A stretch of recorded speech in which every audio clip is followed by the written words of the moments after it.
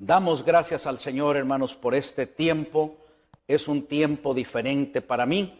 Durante mi vida me ha gustado mucho compartir con personas, entrevistar personas, hacerles preguntas, pero en este momento me encuentro en un momento para mí muy especial, porque hay un pastor que Dios ha levantado en este tiempo, porque Dios levanta en cada época hombres y mujeres especiales para una misión especial. Y en este momento, hermanos, Dios, en este tiempo, Dios, en su amor, en su soberanía, ha levantado y sustentado a un hombre que no comenzó hoy a obedecer a Dios, ya más de 4 décadas que lo hizo, pero Dios escogió estos últimos tiempos, muy especialmente, para hacer descansar sobre él una tarea muy intensa, la misma que ha hecho por 41 años, predicar la palabra, pero Dios ha puesto una responsabilidad sobreabundante en él y él la lleva adelante con diligencia, con desvelos, con mucho esfuerzo, con mucho celo, y anhelaba por mucho tiempo poder saludar a nuestro hermano José Manuel Sierra aquí en estos estudios. Usted lo ha visto en entrevistas que hemos hecho a distancia, hemos viajado juntos ya a algunas obras que él ha abierto en México, hemos estado ahora aquí en los Estados Unidos, pero ahora, Pastor Manuel Sierra, Manolo, me es una bendición poder saludarte aquí en los estudios de One Vision. Nos hemos visto en México, nos hemos visto pues ya en estos días por aquí. Pastor, yo creo que anhelábamos este tiempo de estar aquí en los estudios de One Vision. Sin lugar a dudas, sin lugar a dudas. De hecho, lo deseaba, ¿no? Con todo mi corazón, porque nos une una gran amistad. Y bueno, de aquella entrevista que usted me hizo cuando cumplí los 40 años de ministerio, ahora pues ha pasado un tiempo, ya 41 años, y estoy muy contento y muy agradecido de lo bien que nos están tratando aquí en tu canal, y sobre todo las cosas, ver lo que el Señor ha estado haciendo, que eso es lo más importante de todo. Pastor, vamos a hacer un poquito de historia y yo quiero que los hermanos que nos están viendo sepan un poco de lo que yo ya sé que ellos no saben, ¿no? Nos vamos a ir por el tiempo un poco atrás. Apenas aprendí ayer, creo que en el mensaje, pastor, que fuiste el pastor de Asambleas de Dios más joven de España. Sí. Porque 41 de ministerio, te graduaste a los 20, entraste a la escuela bíblica que a 18, 17 años. Sí, 17, 18 años. Pero luego vamos a irnos un poco más atrás. Hay muchas historias, algunas las he escuchado de tus labios, otras de mi padre. Naciste en Venezuela hace ya 61 años. Sí, ahora en el mes de octubre cumpliremos 61 años. 61 años. Sí. Es que hace 61 años nació el pastor José Manuel Sierra. Es cierto, me dice mi padre, que en tu infancia eras muy travieso. Muchísimo. Muy travieso, un manojo de nervios, como decimos en España. Y bueno, esto cada uno Pero es como eras niño es. privilegiado, porque eras hijo de un torero.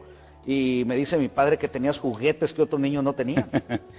Bueno, mi padre vino incluso a España a comprarme un traje de torero, ¿no? Y lo llevó a Venezuela y me hizo una película. Y el sueño de mi padre, lógicamente, era que su hijo fuera torero. Pero yo siempre le dije, bueno, no llegué a ser torero, pero ahora toreo al diablo. Le decía siempre de broma, ¿no? Sí. Así es que, no, la verdad es que mi infancia Caray, mira, fue muy bonita. Qué emoción, pastor, mira. Ah, mira, vaya. Bueno, hermanos, agradezco al pastor porque en la Ahí amistad, tenía 10 años. 10 años. ¿En Sí. Venezuela todavía, pastor? No, eso ya es en Las Palmas Canarias. de Gran Canaria. Ahí está el papá, que también llevaba el mismo nombre que el pastor Sí. José Manuel, Manolo Ese es mi Sierra, padre. torero, nacido en Zaragoza, tierra de gente muy brava, Sí. ¿verdad? No en los toros. Me decía el pastor José Manuel Sierra que ahí en Zaragoza, si alguien dice me tiro por esa pared, se tira porque ya lo dijo. Pero bueno, pastor, también me he enterado que cuando niño trabajabas de monaguillo. Bueno, me obligaban. Toda mi educación fue en Venezuela, en los hermanos maristas, como se les llamaba, y en Canarias estudié en los salesianos. Y cuando te tocaba el turno tenías que sí o sí ser monaguillo en las misas, ¿no? Pero bueno, al final también me terminaron echando porque creé muchos problemas con las hostias y con el vino. Pastor, ¿nunca robaste vino para probarlo? Sí, claro, vino y hostias y muchas cosas, y le complicaba mucho la vida al cura. Cuando sabes que tienes que tocar la campana, no la tocaba, él se enfadaba conmigo, yo la tocaba fuera de tiempo.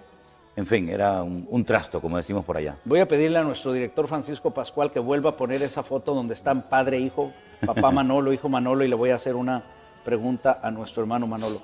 Pastor, cuando ves esa fotografía que estamos viendo ahora, tu padre y tú, ¿qué viene a tu corazón cuando recuerdas a tu padre? ¿Cómo lo recuerdas? Mi padre era un gran hombre, con mucho temperamento, mucho carácter, pero era la nobleza personificada. Era un hombre que lo daba todo, aunque se lo tuviera que quitar de la boca, ¿no? De hecho, él me enseñó a que por un amigo hay que hacer cualquier cosa. Y si no lo tienes, él me decía en aquellos tiempos que no éramos convertidos, si tu amigo necesita o te pide algo y tienes que robarlo, lo robas para ayudar a tus amigos. Hasta ese extremo llegaba, ¿no? Era un hombre muy generoso, ya te digo, con mucho temperamento, con mucho carácter, pero era muy amigo de sus amigos. Incluso a veces daba más de lo que recibía. Pero bueno, yo lo recuerdo con mucho cariño y hay momentos que lo echo pues mucho de menos. Y tenía tanto carácter y tenía muchos amigos toreros que yo conocí, Sí. y que toreros de los grandes de la época que Claro. iban de México a vuestra casa, aún en Canarias, ¿no? Como Paco Camino. Tú amistaste mucho con muchos de esos Paco toreros. Camini, Santiago Martín El Viti, Diego Los Puerta, Palomo Linares, en fin, muchos toreros de aquella época que pasaban por aquí, por México, por Venezuela, y paraban en los restaurantes de mi padre, iban a comer con sus cuadrillas a nuestra casa, y yo me crié en ese ambiente taurino, ¿no? Que es un ambiente muy, muy particular. Así fue mi infancia.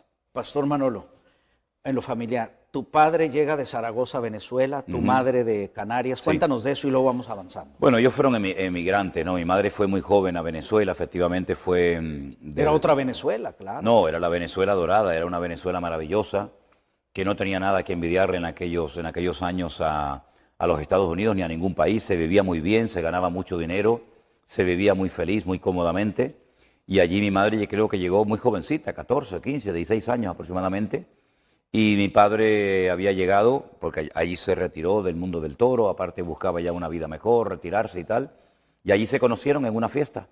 Al poco tiempo se casaron y nací yo, un día 2 de octubre del 61.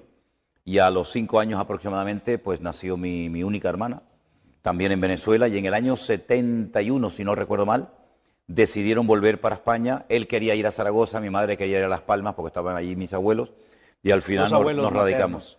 Mis abuelos maternos y mis bisabuelos, que también los conocí, con los cuales mantuve largas conversaciones, porque estaban perfectamente, a pesar ya de que eran... ¿Quién es quien duró 106 años, pastor? Mi abuelo. El El padre de mi madre murió con 106 años. 106 años. Sí, sí, Que es efectivamente. ambición tuya predicar hasta esa edad, ¿no? A mí me encantaría. Yo daría lo que fuera por poder predicar por lo menos hasta los 100 años. Me encantaría. Ahí vamos. Pastor, ellos emigran ya como pareja buscando la vida a Canarias. Se hicieron pareja en Venezuela. En Venezuela, sí. Allí se conocieron. Y tú 10 años y tu hermanita más joven vienen 5 años menos. 5 años menos. Llegan acá y luego vamos a avanzar un poquito en el tiempo. ¿Cómo es que tu padre conoce de Jesucristo, pastor? Un torero con un carácter, porque yo no creo que haya un torero que no tenga carácter. No, no, es que tiene que tener un Hermano, carácter para pararse especial, a un ¿no? toro hay que Sí. tener carácter. Y en aquel tiempo antes tu padre había sido banderillero de uno de los toreros más temibles que había. César Que los Girón. mandaba a barandillar a su banderillero, los metía. Sí, bueno, sí, el sí. que entiende un poco de tauromaquia, o sea, prácticamente tu padre antes de ser torero era banderillero, exponiendo la muerte con ese torero osco Sí, que sí, era. sí, no, tremendo. Mira, mi padre conoce al Señor a raíz de una operación que le tienen que hacer deprisa y corriendo a mi hermana, que había tenido una especie de principio de peritonitis con hemorragia de sangre y todo esto. Y entonces unos vecinos, que eran muy amigos de ellos, que eran cristianos evangélicos, le dijeron que iban a pedir oración por mi hermana y por la familia Sierra en su congregación. Bueno, mi padre, en agradecimiento, una vez que mi hermana es operada y sale de la operación y todo salió bien, gracias a Dios, pues un día quiere ir a la iglesia de este señor para darle las gracias al pastor y a la congregación por haber orado por mi hermana. Que sanó además. Sí, salió perfectamente de la operación, no hubo complicaciones, y él quería simplemente ir a darle las gracias y nada más. Pero en su testimonio, mi padre contaba que cuando entró por el pasillo de la iglesia, en aquellos años se cantaban muchos signos en las iglesias de las Asambleas de Dios, de las cuales yo vengo. Entrando por el pasillo, al final en la plataforma había una cruz iluminada por la parte de atrás y estaban cantando aquel antiguo himno en la cruz, do primero vi la luz, ¿verdad? Y mi padre cayó de rodillas. El primer día. El primer día, nada más entrar por la puerta de la iglesia, el Señor lo tomó, un quebrantamiento de pecado, una convicción de pecado espectacular. incluso creo que tuvieron hasta que interrumpir el culto, ¿no? Porque no paraba de llorar. Cuando él regresa a mi casa, él viene transformado, es otra persona completamente diferente, hasta la cara le brillaba, ¿no? Y entonces comenzó a ir con mi hermana, al poco tiempo con mi madre a la iglesia. Yo no quería saber nada de este tema, pero digamos que me entró la curiosidad de ver dónde le habían comido la cabeza, como yo decía en aquel tiempo a mi padre, y fui como a los 3 o 4 meses aproximadamente después de su conversión, y eso fue un domingo a la mañana. El domingo a la tarde yo le entregué mi vida al Señor Jesucristo, escuchando la parábola del hijo pródigo, aunque al principio me molesté mucho, porque pensaba que mis padres... a tu mamá? Claro, yo pensé que mi madre le había contado mi vida al pastor, pero me di cuenta de que no. Era el Espíritu Santo el que estaba utilizando aquel texto bíblico de Lucas capítulo 15 para traer convicción de pecado a mi vida, y esa misma noche me convertí, y a los pocos meses yo tenía clarísimo que si todo lo que había oído era verdad, y sigo diciendo lo mismo, si el Evangelio verdaderamente es así, como se nos ha contado, que Cristo murió en la cruz, que resucitó al tercer día, que está pronto a venir nuevamente a buscar a su amada iglesia, yo decía para mí, pero ¿por qué no nos dedicamos todos los cristianos a predicar este mensaje cuando esto es lo más grandioso que jamás en la vida se puede contar a ser humano, ¿no? Esto tiene que saberlo todo el mundo. Yo a los pocos meses ya estaba compartiendo la palabra de Dios a todo el mundo. A los pocos tiempos, como al año aproximadamente, fui a la escuela bíblica, al seminario, me gradué un 31 de mayo de 1981 hasta el día de hoy, que el Señor me ha dado el privilegio de servirle siempre a tiempo completo en su obra y con más ganas que nunca, porque lo que estamos viendo y lo que ha sucedido ha sido tan grande que no solamente por gratitud, sino por una carga tremenda que el Señor ha puesto en nuestros corazones, que debemos llevar a centenares y a miles y a millones de almas a los pies de Cristo. Y estoy seguro que lo vamos a ver. Pastor, no quiero ahora, o no necesito decir quién es José Manuel Sierra. Manolo, la gente lo conoce, mi padre sabe más de ti aún que yo, por ejemplo, pero quiero decir esto. José Manuel Sierra no hace un devocional que lo ven 70,000 personas hace 40 años. Tú anduviste en Bolivia, sin monetario, joven, haciendo por los desprovistos, Sí, claro. en África. También en Kenia. Allí estuvimos trabajando con niños que no tenían hogar, con niños que, en fin, eran huérfanos, y allí construimos una casa, y allí trabajamos durante años, ¿verdad?, ayudando a unos obreros que allí estaban en aquel momento atendiendo a aquellos niños, y viendo que aquella obra había crecido y que iba a crecer mucho más, y viendo que nosotros no podíamos atender aquello, le donamos, le regalamos absolutamente toda la propiedad, las casas, el terreno, todo se lo regalamos, se lo donamos a una institución, a un ministerio español que se llama Remar, y se lo donamos todo a ellos para que ellos continuaran adelante con esa obra. Ya si la han atendido o no, ya hasta ahí llegó mi responsabilidad, ¿no? Pero sí trabajamos en África, trabajamos en Bolivia, atendiendo cada día a cientos de niños, todos los días dándoles de comer, y fue un tiempo maravilloso que el Señor nos permitió conocer esos dos países y ayudar a gente que para muchos cristianos de aquel lugar ni siquiera contaban, ni siquiera existían, pero llevamos a algunos pastores a esos lugares y se quedaron sorprendidos de ver la miseria y la pobreza tan grande que había muy cerca de sus congregaciones, pero ellos estaban ocupados en otras cosas más importantes para ellos, y sin embargo nosotros íbamos a darles de comer a los niños de Bolivia y de Kenia. Pastor, llegas un día a Argentina, nos vamos a ir cambiando de geografía. Llegas a Argentina y bueno, a dar una campaña, no sé si de 2 o 3 días, y cuando regresa le dice a tu esposa, que luego vamos a hablar un poco de cómo conociste a la esposa, llegas y le dices, Elena, llené la agenda, ¿qué? ¿1 mes o 3 meses? 3 meses, ¿no? Cuando ibas por 3 días. Fuimos jóvenes, Argentina, ¿no? Sí, claro, era en el año 90, 1990. Hay que sacar simplemente matemáticas, ¿no? Claro. Conocimos mi sueño siempre fue ir a Latinoamérica. Ese era el sueño de mi vida. Poder ir a Latinoamérica, soñaba, oraba, clamaba al Señor que algún día me permitiera ir a Latinoamérica, me da igual si era Perú, Bolivia, Chile, Argentina. Y estando pastoreando una iglesia en Galicia que abrimos de cero, en una ciudad llamada Santa Eugenia de Ribeira, en la provincia de La Coruña, pues conocí a un misionero argentino y él me habló de la posibilidad de ir a Argentina a ver en aquellos años un avivamiento, un despertamiento muy grande que había de un mover evangelístico, ¿no? Yo quería ver aquello, yo quería aprender y fuimos por fe, completamente por fe, dependiendo totalmente del Señor. Solamente en aquel momento teníamos a a nuestra hija Priscila, que era una niña pequeñita de 3, 4 años, y a los pocos días de llegar me dijeron que se celebraba todos los martes en la ciudad de Rosario, en provincia de Santa Fe, Argentina, una reunión para pastores. Me invitaron a asistir, yo fui como un oyente más. Yo en aquel momento me consideraba una hormiga, ¿no? En medio de aquellos grandes pastores y evangelistas. Y en medio de la reunión, el presidente de las Asambleas de Dios, de la Unión de las Asambleas de Dios en Argentina, me dijo que a él le tocaba compartir a los pastores en aquella reunión, pero que como tenían a un pastor gallego, me llamaban, ¿no? Un pastor de España, pues si quería compartir la palabra a los pastores. Esa fue mi primera carta de presentación en Argentina. Les compartí a los pastores ese día y cuando salí de esa reunión tenía efectivamente la agenda llena para 3 meses de invitaciones. Campañas constantemente, campamentos, retiros, convenciones, cultos especiales, y nos quedamos en aquellos años pues más de 1 año y medio aproximadamente. Recorrimos el país de punta a punta, fue un tiempo maravilloso, nunca nos faltó de nada, vivimos por fe, ¿verdad? Y vimos la provisión del Señor cada día. Fuimos con tickets de avión de ida, pero no de vuelta, porque no teníamos dinero para comprar billetes de vuelta, pero un pastor al cual yo aprecio mucho, el pastor Norberto Carlini, de la Iglesia Santuario de Fe de Rosario, el último día dijo, este hombre, esta familia ha estado entre nosotros, nunca le han dicho que no a ninguna invitación que han recibido, igual le ha dado ir a una iglesia pequeña, a una casa particular, a una villa miseria o a un sitio grande.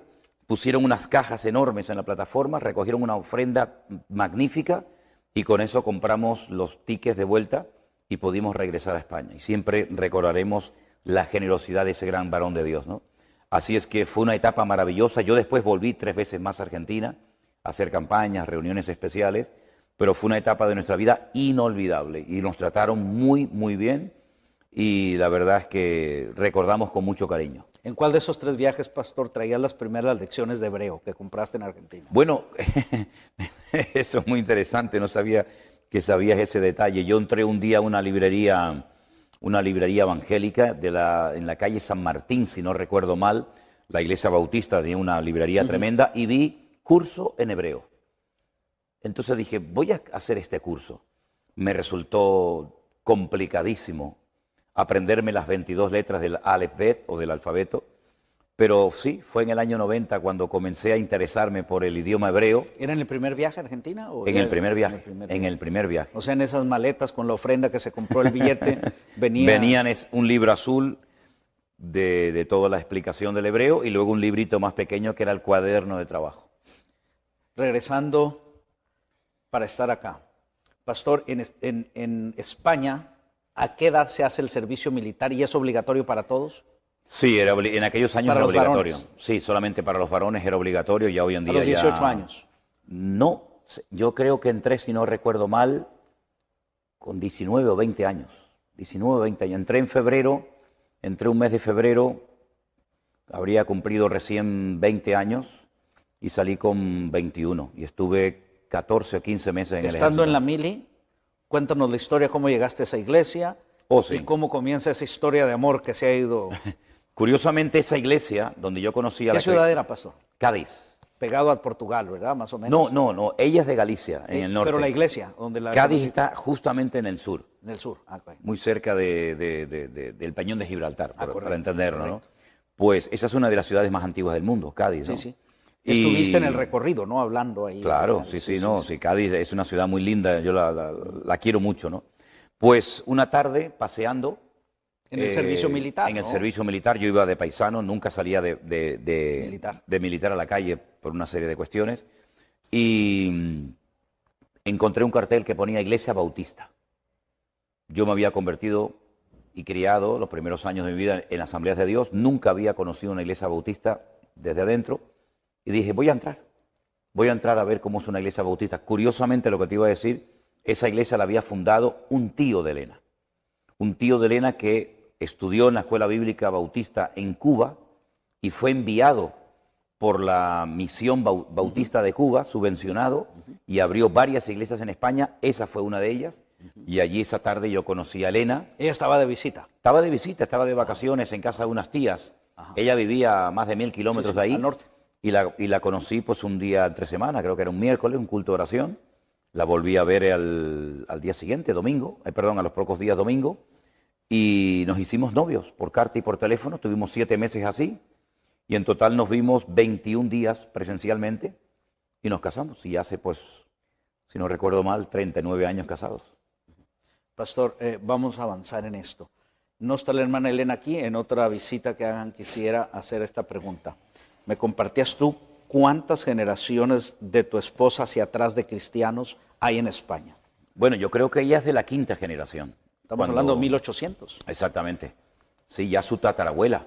Su tatarabuela se convirtió, después su bisabuela, su abuela, ¿Misioneros ingleses o...? Misioneros ingleses que vinieron fundamentalmente a esa parte de España, Galicia, y allí pues fueron días durísimos, ¿no? Imagínate, ¿no? Hace más de 100 años abrió una obra en España, en aquellos pueblos, en aquellas condiciones, con aquellas presiones religiosas. Aquella idiosincrasia, correcto. No, terrible, terrible. De hecho, se decía que los misioneros, que los protestantes ingleses tenían cola, tenían rabo. Y la gente iba a ver los actos públicos. El rabo del diablo. El rabo del diablo, efectivamente. Y la gente les observaba porque decía, ¿dónde tienen escondido el rabo del diablo, no? Y entonces en uno de esos cultos al aire libre, con esas orquestas tremendas que hacían, esos signos, se convirtió su bisabuela, muy jovencita, con 15, 16 años. Pastor, era un desafío convertirse a esa edad. Terrible, terrible. Fue expulsada de la casa. Inmediatamente fue expulsada de la casa. Todavía en ese tiempo. El cura del pueblo le dijo a sus padres que tenían que echar a esa hereje de la casa. Y ella se iba todos los días al monte a una cueva a orar por sus padres, que finalmente terminaron también convirtiéndose y entregándose al Señor. Y esa abuela, si no recuerdo mal, puso la primera piedra en una iglesia de asambleas de hermanos en Galicia y murió con 104 años. Así que ella nunca pisó una iglesia católica, nunca conoció el contexto católico del cual venimos nosotros. Y ella, pues ya te digo, que con nosotros, con nuestras hijas sería ya la 5ª, la 6ª generación. Todos por parte de padre, por parte de madre, todos ya eran convertidos, ¿no? Desde hace siglos. Pastor, el tío de tu esposa viene, se prepara en Cuba para el ministerio y luego regresa a fundar iglesias. Sí, aún vive. Lo hemos visitado en Atlanta en este viaje. Es el tío que queda único de hermana Elena. El único tío con vida que queda, que tiene 91 años, ya está jubilado.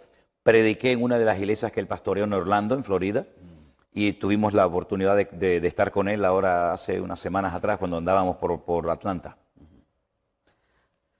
Vamos a hablar de varias cosas, hablando de fundar iglesias. Cuando medito en tu ministerio, pastor, y que agradezco públicamente, y lo he hecho en privado, que me dejes ser parte de... Soy el maletero, dile a la gente que soy el maletero del pastor Manolo, ¿es cierto o no? No, eres una pieza muy importante en nuestro equipo, hermano. Agradezco eso, pastor, de veras lo hago, he crecido, he aprendido, pero cuando medito en vuestro ministerio, en estos 2 años, últimos o 3 ya, medito en esto, pastor. Las grandes campañas que se daban en este siglo pasado, loables todas ellas, pienso, 2 veces creo que asistí a una del doctor Billy Graham. Esta semana pasada, alguien que participaba organizando esas campañas aquí, no de los principales, pero participaba, me dice que con 1 año de antelación comenzaban a preparar todo para que acudieran 70,000 personas a un estadio. Yo estuve en 2 ocasiones, una en San Diego y una aquí, más o menos 50,000, 70,000 personas, toda la estructura para hacer eso. Anoche tuvimos el privilegio de escuchar tu ministerio y tu palabra aquí en lo que es el edificio nuestro, ¿verdad?, de nuestra iglesia, y esta mañana temprano me comienzan a llamar de 2 lugares fuera de los Estados Unidos. Yo no sabía que nuestro hermano Armando sabía que se desvelaba mucho, que ayer que se fueron de aquí a las 12 de la noche y lo había todavía subido a YouTube. Para cuando yo entré 8 de la mañana había 14,000 visitas. Ahorita debe haber 50, 60,000. Pensar esto, pastor. Danos la historia de todo esto, de la lucha, el esfuerzo, y humano como eres, sorprendido por Dios. Todos los días hay un estadio lleno, yo así lo imagino, Cuando veo los devocionales, los escucho, veo 70,000 gentes, veo los estadios de béisbol saturados y digo, wow, 70,000 personas es todo un estadio que diariamente te están viendo. Muchas de las cosas que vemos las haces desde tu pequeña oficina y has sido muy honesto. Dice, ¿no saben que a veces traigo chancletas cuando hago los devocionales? Sí, sí. Es cierto. Pastor, háblanos de ese proceso. Ya hablamos de Bolivia, cuando eras un perfecto desconocido, pero conocido para Dios, porque para Dios siempre has sido conocido, Claro. igual que hasta ahora, desde el día que te entregaste a Cristo. Ha sido un fenómeno para ti, para toda tu familia, nuestro hermano Armando que está aquí, Anderson, todo tu equipo. Pastor, háblanos de los últimos 3 años, un año antes de la pandemia y todo eso hasta aquí. ¿Cómo está en tu corazón? ¿Qué ha habido? ¿Qué alcances? ¿Qué es lo que Dios está haciendo? Porque eres humano, es una carga muy grande. Bueno, vamos a ver. Yo a todo esto lo llamo el factor sorpresa. El factor sorpresa se ve en muchas partes de la historia bíblica. Por poner un ejemplo, ¿no?, que todos conocemos, la Biblia nos enseña que de repente, llega el día de Pentecostés, hay un pequeño grupo de unas 120 personas aproximadamente orando, esperando algo que el Señor les dijo que iba a suceder, no sabían cuándo ni cómo. En el aposento alto dice que de repente vino un viento recio, el cual soplaba y llenó toda la casa, y se aparecieron lenguas repartidas como de fuego, las cuales se posaron sobre cada uno de los que estaban allí, y de repente comenzaron a hablar en otras lenguas según el Espíritu les daba que hablase. Bien, eso fue de repente. Hay tantas cosas de repente que han sucedido en la Biblia que minutos atrás... Pero nunca pensaste que una te sucedería a ti, pastor, No, jamás. como esas. No, jamás. Nosotros llevábamos una vida muy normal, muy tranquila, ¿no? Un pastor de una iglesia local, haciendo lo que le corresponde hacer a cualquier pastor. Para sustentarte tenías un rastro que es una tienda de segunda al lado, ¿no? Sí, una especie como llaman aquí de Goodwill, ¿no? Una Sí, tiendita sí. donde... Así estaba la con eso vida. nos ayudaba a pagar el alquiler del Que no quiero del llamarle salón. rutina, porque sé que nunca has sido rutinario en No, tu forma de no. ser, pero ahí está el pastor trabajando, luchando, Sí, claro. en una iglesia en Canarias, un lugar... Sí. Hombre, yo tuve la bendición de poder salir siempre mucho, ¿no? Sí. A otros Viajes países, a Israel, viajes a Israel y todo esto, ¿no? Y nosotros veníamos desarrollando nuestra rutina, en el buen sentido de la palabra, pues cada día con gozo, gozándonos absolutamente en todo lo que hacíamos. Nunca hemos trabajado más o menos por el hecho de la respuesta de la gente. Hemos atendido grupos muy pequeños, grupos más grandes, y siempre gozándonos en toda circunstancia, en la economía, en la gente, en todo lo que hacíamos, ¿no? Bueno, llega el confinamiento, ¿sí? Millones de cristianos se encuentran de la noche a la mañana encerrados en sus hogares y nosotros venimos desarrollando nuestra labor de todos los días. ¿Qué es lo que ocurre? Yo me doy cuenta de que teníamos que hacer algo inmediatamente. Al día siguiente, después de haber orado la noche anterior, el Señor pone en mi corazón que tengo que hacer un grupo de WhatsApp para atender a los hermanos de nuestra congregación. Desde las 11 de la mañana hasta la 1:30 del mediodía, todos los días, teníamos competiciones bíblicas, ¿verdad? Devocionales, tiempos de oración, obras de teatro, en fin. Era un tiempo extraordinario donde yo atendía a los hermanos de la iglesia. Mientras tanto, comenzamos a recibir centenares de correos y de llamadas de todas partes del mundo. Desde Alaska hasta el extremo sur de Argentina, pasando por Japón, Llegando por a Los Hawái, Ángeles con el pastor Arenas. todas partes, nos llamaban de todas partes. Bueno, con preguntas, entonces yo hacía un devocional por WhatsApp para los hermanos de la iglesia. Entonces se me ocurrió un día la idea, yo creo que el Señor me lo puso en mi corazón, de hacer el devocional en abierto, creyendo de que alguien lo iba a ver. Efectivamente comenzó a verlo la gente. Todas las preguntas que recibíamos de la Biblia, pues se me ocurrió también hacer un programa que lo titulé o lo llamé El Pastor Online, donde daba respuesta a las preguntas, en vez de hacerlo por una computadora escribiendo, lo hacía en directo de lunes a viernes cada día. Todo esto comenzó a crecer y a crecer y a crecer, pero no es que nosotros comenzamos a trabajar en las redes sociales y a emitir nuestros cultos a raíz de la pandemia. No, nosotros veníamos picando piedras hacía muchos años. Cuando apenas nos veía la gente, 2, 3, 4, 5 personas en directo, para nosotros era un gozo el trabajar. Entonces yo creo que el Señor, como dice su palabra, ¿no?, honra a los que le honran. Nosotros todo esto se lo atribuimos al Señor, no hay ninguna gloria personal. Yo no estoy haciendo nada especial, yo llevo 40 años haciendo lo mismo, predicando la palabra, haciendo campañas evangelísticas, predicando en radios, a veces en alguna emisora que me invitaban de televisión, como esta, si no hay ningún mérito personal. Si no es que nosotros hemos descubierto un método, porque yo me doy cuenta que muchas veces como que hay pastores que buscan dónde el Espíritu Santo, dónde el Señor se está moviendo. Algunos se fueron a Corea en su época, otros se fueron a Argentina, Toronto. Otros se fueron a Colombia, otros se fueron a Toronto, a Canadá. Yo nunca me fui a ninguna parte.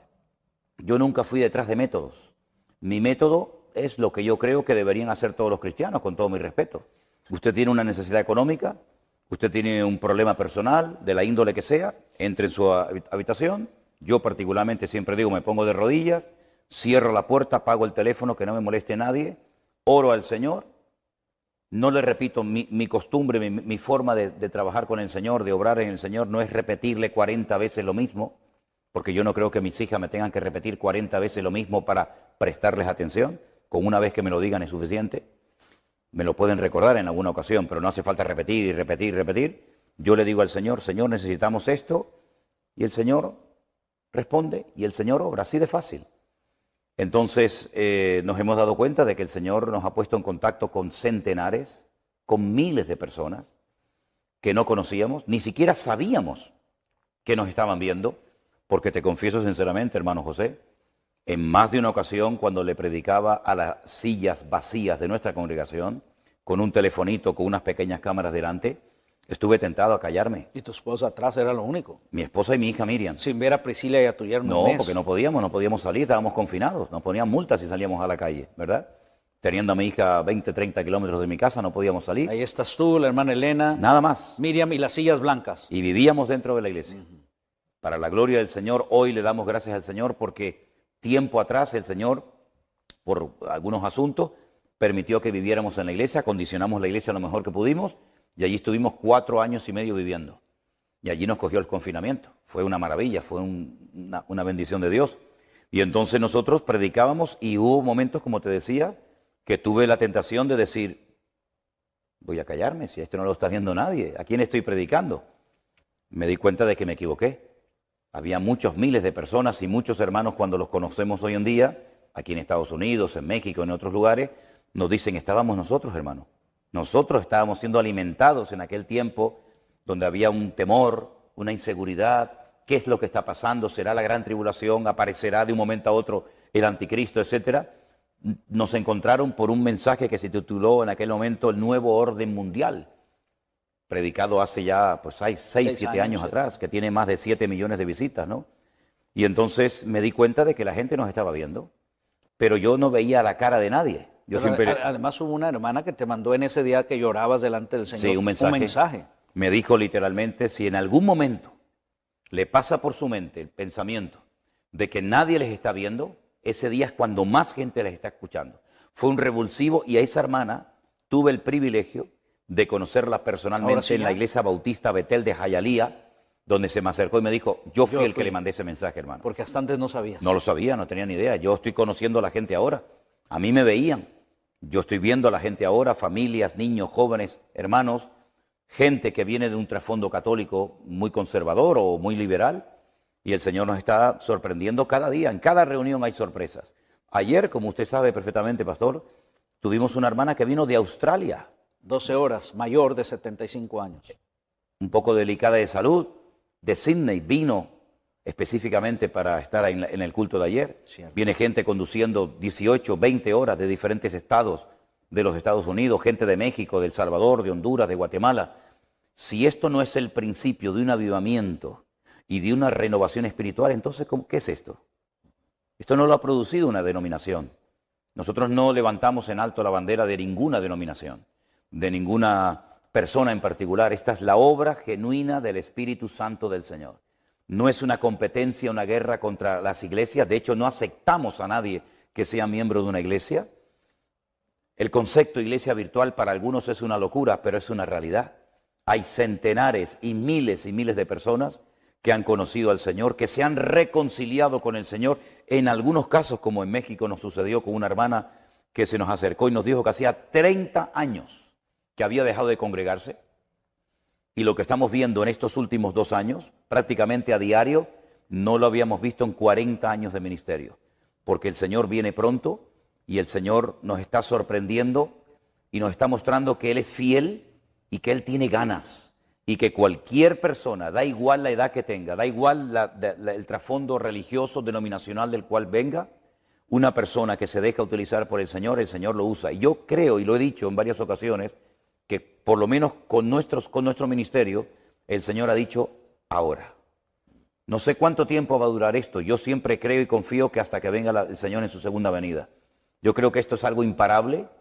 Yo creo que es algo que va a ir a más. Prueba de ello es que cada día se abren más puertas, cada día conocemos más gente y estamos viendo en San Francisco, en Florida, en cualquier parte donde vayamos, centenares de personas con un hambre de la palabra que nunca en mi vida había visto.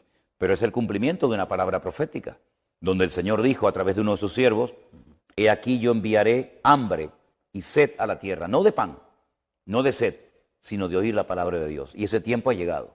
Y esas promesas que están ahí de que cosas que el ojo no había visto, cosas que los oídos humanos nunca habían oído, ni habían subido al corazón del hombre, son las que Dios tiene preparadas para los que le aman. Bueno, yo puedo presumir de que nosotros intentamos amar al Señor todos los días cada vez más y más, ¿verdad? Con todo nuestro corazón, con toda nuestra fuerza, con toda nuestra capacidad. Y yo creo que el Señor simplemente lo que está haciendo es cumplir con sus promesas. Y estamos disfrutando de un tiempo extraordinario desde marzo del 2020, y usted lo ha visto y lo ha podido comprobar, que esto es algo imparable. Y todavía quedan muchas sorpresas por el camino, que vienen pronto. Pastor Manolo, aún en pandemia, Dios pone en tu corazón hacer ese viaje por toda España, Sí. que siempre ha sido un país difícil para el Evangelio. Bautizabas 1, 3, 5, 7, pero hubo una gran cosecha. Luego viene el congreso donde estuvieron ellos. Me impactaron varios. Aquella hermana de Guinea Ecuatorial que decía, lo que quiero es morirme. Sí, ¿te acuerdas de ella? Totalmente. La conoces bien. Nuestra hermana Cristina. Cristina, el Señor la alcanza, da ese testimonio. Danos una suma breve. ¿Cómo Dios puso en tu corazón cuando comenzó esa gira por tu país, el de tu esposa, y cuando ya regresaron a Tenerife? ¿Cuál era la sensación que había? Empezamos en el mes de mayo del año pasado, justamente el primer viaje misionero empezó el mismo día que vinimos a los Estados Unidos en este segundo viaje misionero. Y regresamos prácticamente el mismo día, en el mes de junio, terminaría, que este segundo viaje misionero que estamos realizando aquí. Dios puso en nuestro corazón que había llegado el momento ya que podíamos viajar, aunque había muchas restricciones, muchísimas restricciones. De hecho, en el camarote del barco donde yo estaba ya a punto de llegar a Huelva, una ciudad del sur de España, oré al Señor que me dejaran salir del puerto. Yo no sabía si me iban a dejar salir o no. Logré salir.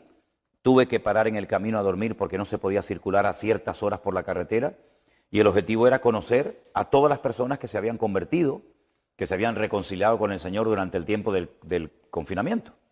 Entonces el Señor nos permitió ir a ciudades que no conocíamos, localidades como por ejemplo Ciudad Rodrigo, provincia de Salamanca, Becerril de la Sierra en Madrid, ni siquiera sabía que existía ese pueblo, Sevilla la Nueva, también a las afueras de Madrid, y muchos lugares, ¿verdad? Que dimos como una vuelta en círculo, ¿verdad?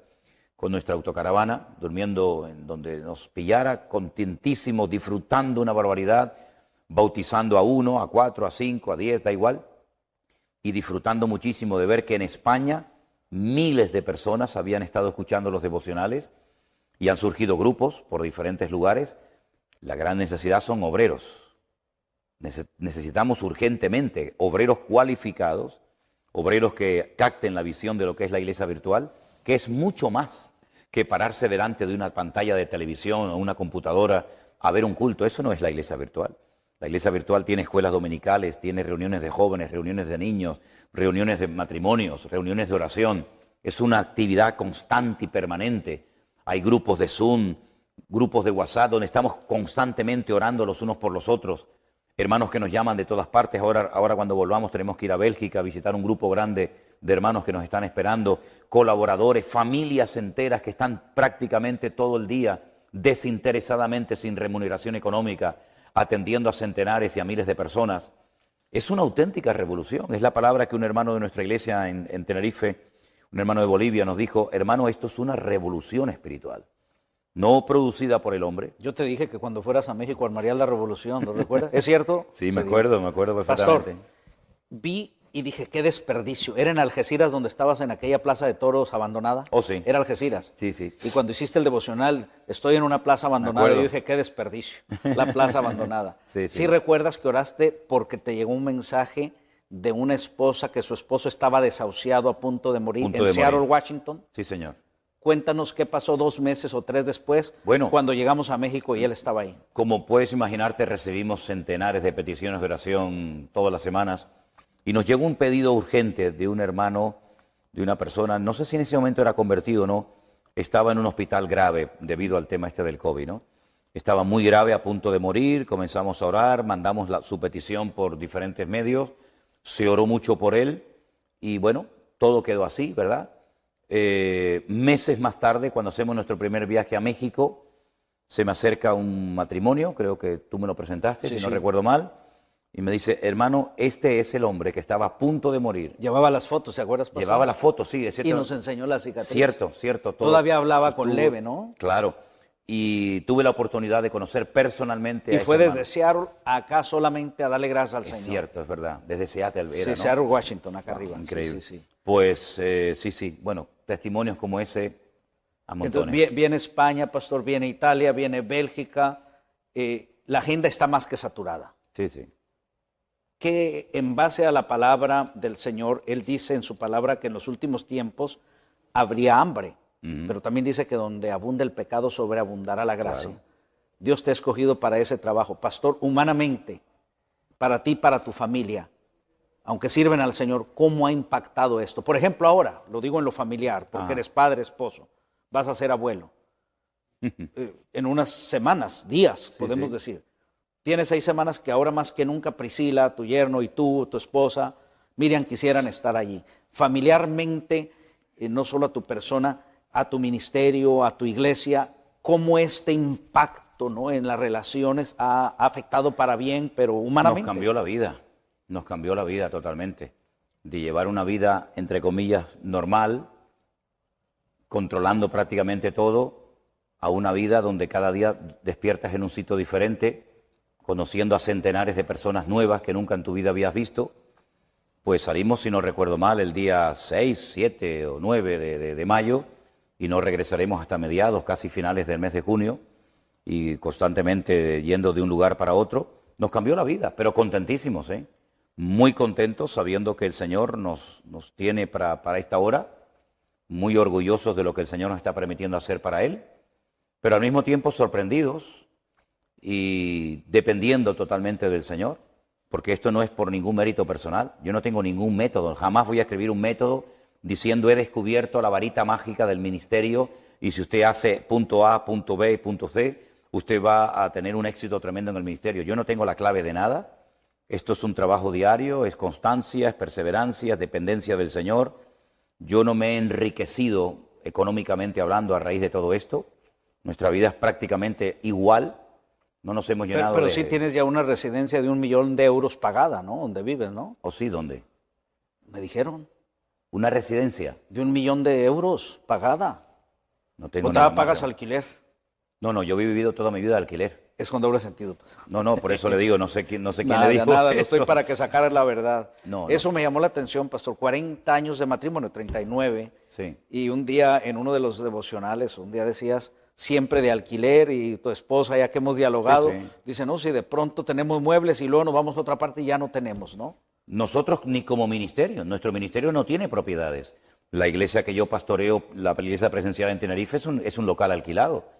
La iglesia en Fuerteventura que tenemos, la iglesia en el Puerto de la Cruz, nosotros no tenemos propiedades. No estoy en contra de que se tengan propiedades, pero es que nosotros no hemos podido nunca comprar nada.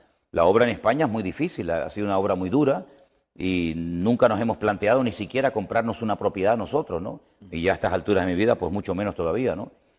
Pero muy contentos, hermano, muy contentos porque yo sé a lo que Dios me llamó y a lo que Dios no me llamó. Y cuando hablábamos hace muchos años de, bueno, si compramos algún día alguna casa, algún departamento, ¿dónde lo vamos a comprar? Si hoy estamos aquí, mañana estamos allá, hemos estado viajando durante años, ¿verdad?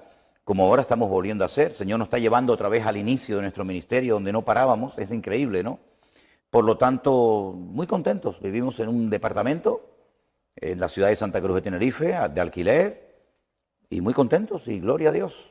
Pastor, esa pregunta tiene sentido para fundamentar esto y avanzar en el tiempo. Una última pregunta es esta. Sin duda, en mi experiencia y en el área en la que yo vivo, una de las cosas que más ha afectado a la iglesia es el abuso que se ha tenido desde los púlpitos o quienes gobiernan la feligresía con relación a las finanzas. Hablo en el contexto mío, en otros lugares será la doctrina torcida, será cierta influencia, pero en este entorno en el cual yo vivo, por 35 años he visto mucha gente manipulada en un tiempo, pero gente que yo amo mucho, después los veo heridos cuando viene la palabra del Señor. ¿Cómo es que esto ha afectado al pueblo de Dios? Ahora, si cabe la pregunta, ¿por qué se hace desde los púlpitos? Se ha hecho desde los principios de la Biblia, ¿no? ¿Cuáles son, Pastor Manolo, en tu opinión, las cosas que más afectan a la iglesia desde adentro de la iglesia? Bueno, la Biblia dice que la raíz de todos los males es el amor al dinero. Cuando en vez de usar el dinero, nos dejamos usar por y cuando en vez de utilizarlo para la obra del Señor, lo utilizamos para propio beneficio personal, convertimos el púlpito en una fuente de ganancia. Y entonces, en vez de trabajar y ministrar para servir a la gente, terminamos queriendo o sin querer, consciente o inconscientemente, utilizando a la gente para nuestro propio beneficio personal. Ha sido una auténtica vergüenza lo que ha sucedido de unos años a esta parte en ciertos, no en todos, en ciertos sectores del campo del espectro evangélico, ¿no? Donde todo gira en torno al dinero. Pastores que están obsesionados con el tema del dinero. ¿Hay que hablar de dinero? Por supuesto que sí. ¿Menciono la palabra, incluso la palabra dinero? Por supuesto que sí. ¿Habla la Biblia de diezmos, de ofrendas, de tener un corazón generoso? Por supuesto que sí. Pero se ha hecho un sobreénfasis. Y hay iglesias donde únicamente se habla de dinero. Yo conocí a un pastor que vivía o vive por aquí, por California, que cuando iba a España tenía un monotema. No sabía hablar de otra cosa más que de pedir, pedir, pedir y pedir, ¿no? La avaricia no tiene límite, ¿verdad? Y muchos han convertido el ministerio, utilizando su poder y su autoridad, en una fuente de ganancia. Entonces, cuando predican de prosperidad, yo pregunto, ¿prosperidad para quién? Prosperidad para siempre el mismo. Porque yo he visto, por ejemplo, en Costa Rica, he visto en Argentina, he visto en muchísimos lugares a predicadores que viven a unos niveles estratosféricos en comparación con su membresía, que yo no sé cómo no se les cae la cara de vergüenza, ¿no? Yo pienso que hay pastores que se han desviado totalmente de lo que tendríamos que haber predicado, ¿no?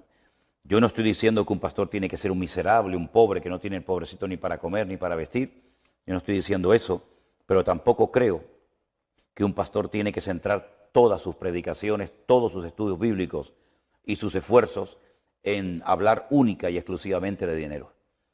Esto también ha sucedido por la falta de conocimiento bíblico, porque el pueblo, al no tener un alto, un mínimo, según cómo se mire, conocimiento de la Biblia, se han dejado seducir, se han dejado manipular por personas que, sacando textos del contexto, han formado pretextos y han caído en auténticas manipulaciones e incluso, sinceramente, enseñando cosas totalmente antibíblicas, como si no das, estás maldecido, como si no das el diezmo, el Señor te va a castigar, etcétera, etcétera, asustando al pueblo de Dios que es sagrado.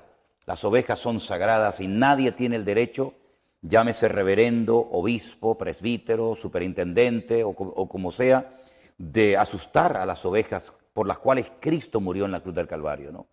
Por lo tanto, yo creo que es una auténtica vergüenza lo que ha sucedido y esto ha causado un mal testimonio al mundo. Te voy a contar una pequeña anécdota, si me permites. Hace unos años yo fui en las Islas Canarias a una tienda de cosas de segunda mano. Quería comprar un puntero láser, ¿verdad? De estos que señalas en la pantalla. Sí. Y cuando entré vi que el dependiente, el muchacho que me atendía, por el acento, era colombiano. Y yo le dije, ¿eres colombiano, verdad? Y me dijo, sí, ¿cómo lo sabes? Le dije, bueno, yo tengo muchos conocidos y me llama mucha gente de Colombia. ¿Y por qué? Digo, porque soy pastor evangélico y conozco muchos hermanos de Colombia. Y me dijo así, sin conocerme de nada, pastor evangélico, ustedes son los que le roban la plata a la gente, ¿verdad? Ese era el concepto que ese muchacho tenía de los pastores. No digo que todos sean iguales, gracias a Dios. Todavía hay un remanente de pastores que no se han prostituido, pastores que no han caído en el error y en la grave equivocación de dedicarse a pedir dinero única y exclusivamente, pero también tenemos que decir, para vergüenza nuestra, que hay iglesias que solamente se utilizan y se predica desde el púlpito dinero, dinero, dinero. Cuando llegó la época de las preguntas en el famoso Pastor Online, que tú conoces, pues muchas de las preguntas vienen por oleadas, ¿no? Algunas preguntas venían sobre el tema de las primicias. El tema de las primicias no tiene absolutamente nada que ver con el Evangelio. Eso es algo que es una de las leyes de los 613 mandamientos que el Señor le dio al pueblo de Israel a través de Moisés, de la ley, de la Torá. Una de ellas era para los agricultores, ganaderos. Hablaban de los primeros frutos, de las primicias. Y yo, ¿qué le decía a la gente? Lo mismo que le digo ahora a los que me están viendo. Una excusa más para seguir pidiéndole plata a la gente. Las primicias no tienen nada que ver con el Evangelio de nuestro Señor Jesucristo, ¿verdad? Y lo que yo creo que ha llegado el momento es que la gente se dé cuenta de que no se puede decir amén a todo lo que un señor predica desde el púlpito. Una cosa es el respeto, una cosa es el cariño, una cosa es la educación y otra cosa es ser copartícipe de manipulaciones, sacando las cosas de su contexto, diciendo amén a una enseñanza que muchos saben en lo más profundo de su corazón que no es bíblica, pero que no se atreven a decirle al pastor, pastor, con todos mis respetos, usted ha perdido hace mucho tiempo el foco de su ministerio y ha caído en la trampa de dejarse dominar por el dinero. Y eso es un gravísimo error. Y termino diciendo algo, si quieres conocer a un hombre de verdad, no lo oigas en el púlpito. Si quieres conocer a un hombre de verdad, dale poder y dale dinero. Y ahí conocerás verdaderamente qué tipo de hombre es. Y es lo que ha pasado. Muchos han crecido, muchos han prosperado, aunque no toda prosperidad viene de Dios. Cuidado que hay muchos inconversos que son tremendamente prósperos, millonarios y no tienen nada que ver con el Señor. Y entonces han crecido, se ven con poder, se ven con fama, se ven con gente y se creen que pueden hacer y compartir lo que les da la gana. Y se equivocan rotundamente. Y muchos de estos tendrán que rendir cuenta delante del Señor algún día y pedir perdón, y espero que lo hagan pronto, porque lo que han hecho ha sido crear un mal testimonio, una mala imagen de los evangélicos en algunos sectores de la sociedad, hasta el punto que la gente dice, los evangélicos lo único que saben es pedir plata a la gente. Entonces yo he sido con eso muy contundente, y seguramente algunos de los que me están escuchando, pastores, evangelistas, pues no les hace ninguna gracia lo que les estoy diciendo a la audiencia, pero yo no estoy aquí en este mundo para agradar a la gente. Yo estoy en este lugar para predicar la palabra de Dios. Y si predico algo que no está en la Biblia, que me llamen, que me confronten públicamente, cuando quieran y donde quieran. Pero ellos saben perfectamente que para ellos lo más importante se ha convertido en el dinero más que en el amor a las almas. Amén. Y usted quisiera seguir escuchando al pastor José Manuel Sierra, yo también, pero siempre hay que hacer las cosas con orden. Y en la próxima visita, no es la primera vez que él viene a California, pero sí, desde que nos hemos conocido, sé que el Señor lo concederá volver aquí. Hay planes, hay proyectos, pero tengo buenas noticias para usted. Si usted quiere seguir escuchando de él, pues lo podemos ver en el devocional, en el Pastor Online, en las predicaciones. Y si usted es de los que todavía valoran mucho el papel y el olor a tinta como yo, pues le voy a recomendar algo. Mire, yo tengo aquí en mis manos el único libro que hasta ahora tengo unos, no sé, 10, 12 mil libros. Este es el único libro que yo he comenzado a leer y no me levanté hasta que lo leí de principio a fin. ¿Te acuerdas que te dije, pastor? Sí. No sé si comencé 6 de la tarde, sé que terminé a las 3 de la mañana.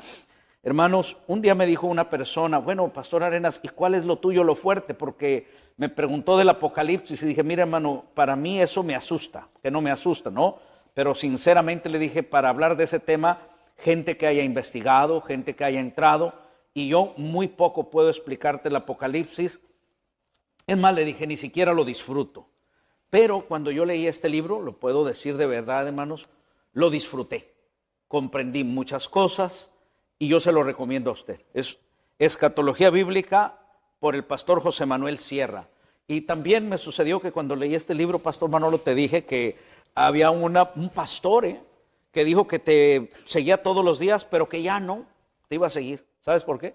Porque dijo, a nosotros nos han enseñado que la iglesia no va a pasar por la gran tribulación. Sí, claro. Y dijo, y el pastor Manolo es medio tribulacionista. Y le digo, mira, pues ¿cuál problema es, hombre? Nosotros nos vamos, ya y a media tribulación allá lo esperamos a él, ¿no? Pero bueno, hermano, yo disfruté este libro, lo tengo todo subrayado, lo recomiendo.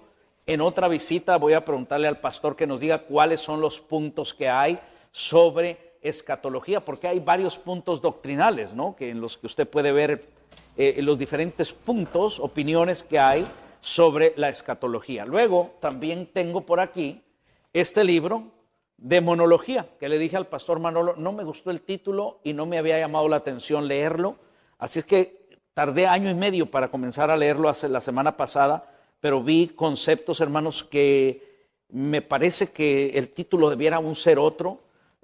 Lo encuentro muy interesante. Aquí el pastor José Manuel Sierra nos habla de un aspecto que tiene que ver, ¿verdad?, con base bíblica en los ataques del enemigo, usando un personaje muy conocido. Pero a mí me llamó la atención que él menciona que yendo una vez volando en una aeronave, con voz rara, la persona que iba al lado de él le dijo, yo sé quién eres, te conozco muy bien.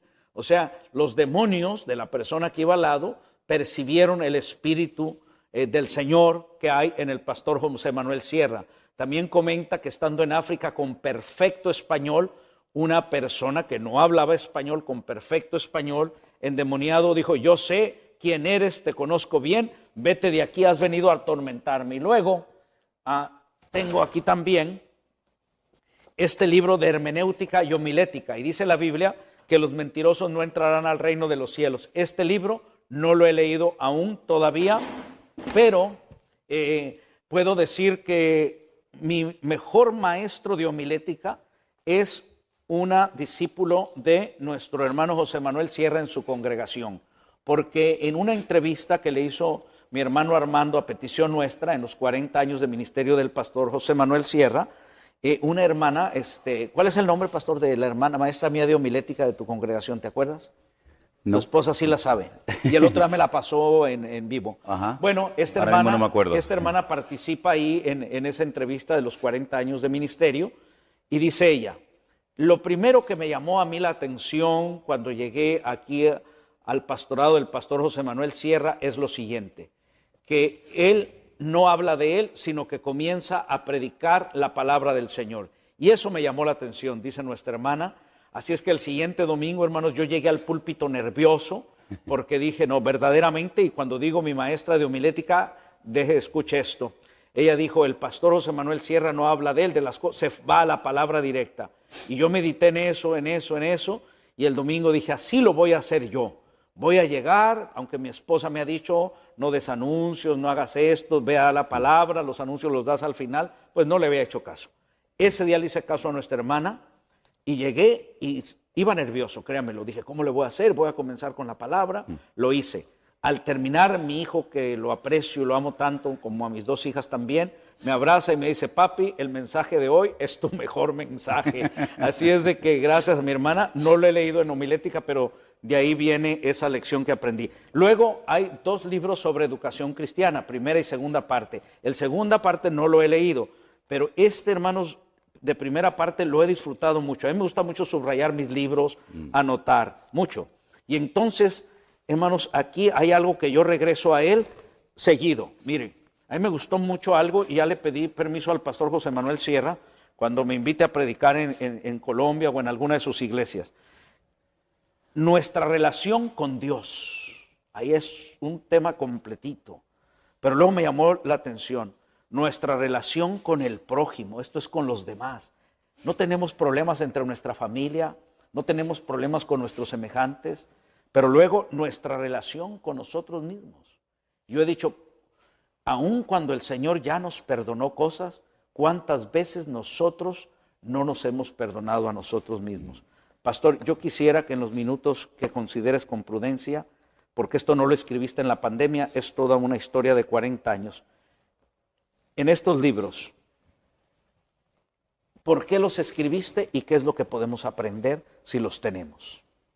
Bueno, cada libro es diferente, ¿verdad? Yo tenía muchas ganas hace muchos años, no había tenido la oportunidad de tener una buena editora que me ayudara en todo esto. Gracias al Señor la hemos conseguido. Escribir un libro sobre escatología, es decir, sobre todo el tema de los acontecimientos finales.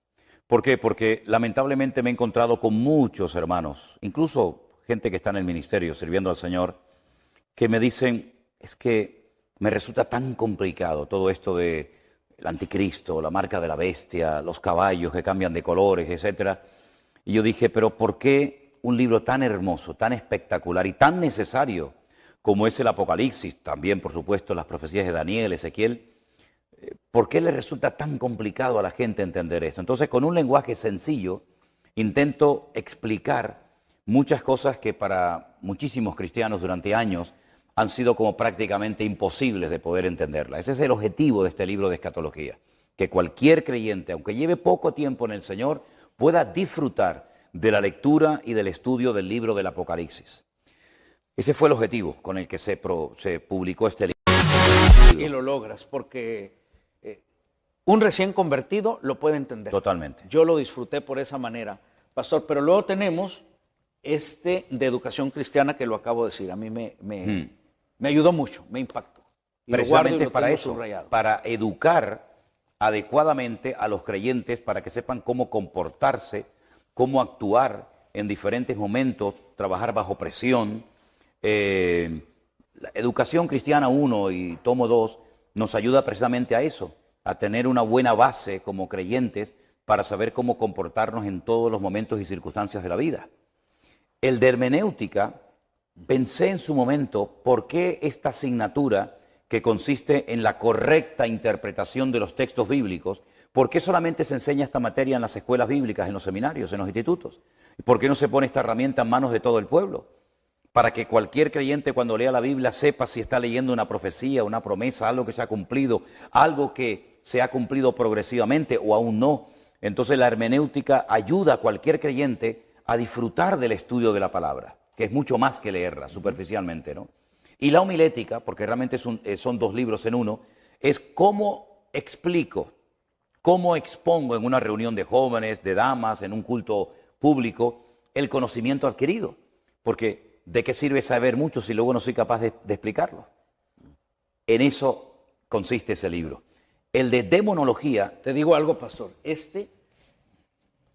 como se trataba de demonio, lo tenía medio lejos de mí, te lo compartí esta mañana, no me atraía de veras. Claro. Por el tema. Por el título. Bueno, pero dije, lo voy a comenzar a leer y mira dónde voy a. Lo he disfrutado casi como novela, lo he disfrutado como experiencia. Me tocaron mucho algo que aprendí hace mucho tiempo. El espíritu no se ve, se huele. Y aquí dos demonios cuando ibas en un avión y cuando estabas en África te olfatearon. Sí. Pero dinos en qué consiste este libro porque mira, lo resultó para mí mucho más interesante de lo que pensé. Totalmente. Tal vez el título no haya sido el correcto, en eso te doy la razón. Pero es un estudio sobre el mundo espiritual, que es tan real como el mundo natural en el cual vivimos, ¿no? Es un estudio que está basado en un personaje terrible que es Amalek. Amalek es el enemigo que luchó contra el trono de Dios. Tuvo que poner a Moisés a orar porque era incapaz de vencerlo el pueblo de Israel en el campo de batalla. Él tiene que subir a lo alto de la montaña, levantar sus manos. Mientras lo hacía, prevalecía el pueblo de Dios. Cuando se cansaba y bajaba las manos, prevalecía el enemigo. Entonces, la ayuda al siervo de Dios que pelea en el campo de batalla espiritual, mientras los soldados están en el campo de batalla, la estrategia de Amalek consistía en no venir de frente, sino atacar por atrás, por la retaguardia, al punto más débil, al anciano, al cansado, al niño, a la mujer que iba cansada, ¿verdad? Entonces, una estrategia que Satanás ha utilizado a lo largo de la historia. ¿Cómo podemos estar atentos a ese espíritu, por así decirlo, ¿no?, de Amalek? En eso consiste y sus estrategias, efectivamente. Pastor, dejamos 5 horas de escatología para la siguiente visita a Los Ángeles. Perfecto, perfecto. Agradezco a todos ustedes por este tiempo y vamos a terminar con unas palabras finales del pastor José Manuel Sierra. Palabras finales y cerramos el programa, pastor. Sí, yo me gustaría en estos últimos minutos dirigirme a todos ustedes y decirles que ser cristiano es lo más maravilloso que te puede ocurrir en esta vida. No hay rutina, no hay monotonía. Créeme, si haces la voluntad de Dios, que es lo más sagrado y lo más importante que puedes hacer en esta vida, no habrán 2 días iguales. No tendrás tiempo ni para desanimarte, ni para aburrirte, ni siquiera para pecar. Estarás tan activo, tan contento y tan involucrado sirviendo al Señor que disfrutarás de la más mínima cosa que hagas para Él. Y más si tienes el privilegio de poder ganar almas nuevas para Cristo, que es lo más maravilloso que puede hacer un cristiano en esta vida. Te animo a que dobles la guardia, a que no te canses, a que no mires los defectos de los hombres, sino si habéis resucitado con Cristo, decía el apóstol Pablo, poner la mira en las cosas de arriba, no en las de la tierra, y así de esa manera no te vas a desanimar nunca, ni te vas a derrumbar. Quisiera también dirigirme a todas las personas nuevas que no conocen a Cristo, que se preguntan, pero todo esto del Evangelio, todo esto, ¿qué es? Amigo, de tal manera Dios te amó que decidió humanarse, encarnarse, venir a este mundo, morir en una cruz para que supieras en cualquier momento de tu vida, en cualquier situación en la que te encuentres, que hay un Dios que te ama, que nunca te va a abandonar. Padre y madre te podrán abandonar, tu marido te podrá engañar, tu esposa, tus hijos te podrán defraudar, lo que quieras, pero el Señor es fiel, te ama y estará contigo todos los días hasta el fin del mundo. Te animo a que en este momento, donde quiera que te encuentres, abras tu corazón y le digas, Señor, perdóname. Porque no hay hombre, no hay reverendo, no hay sacerdote, no hay hombre sobre la faz de la tierra que te puedan perdonar los pecados, sino solamente el Dios, el creador del universo, el que te amó y te amará siempre. Ven a Él, entrégale tu vida y que el Señor les bendiga a todos ustedes y oren mucho por nosotros para que podamos cumplir con esta gran comisión, esta gran responsabilidad que el Señor ha puesto sobre nuestros hombros, que estamos contentísimos, pero entendemos que necesitamos el apoyo de todo el pueblo cristiano. Queridos hermanos, Dios les bendiga. Pastor José, una bendición enorme haber podido estar con usted en sus estudios y les animo a que puedan seguir toda la programación de este canal de One Vision, que va a ser de tremenda bendición para sus vidas y no se van a arrepentir nunca de ello. Dios les bendiga. Y Dios le bendiga, y a usted como siempre también. El pastor José Manuel Sierra, el pastor Manolo y un servidor, le damos las gracias por habernos acompañado en este tiempo. Dios le bendiga. Amén.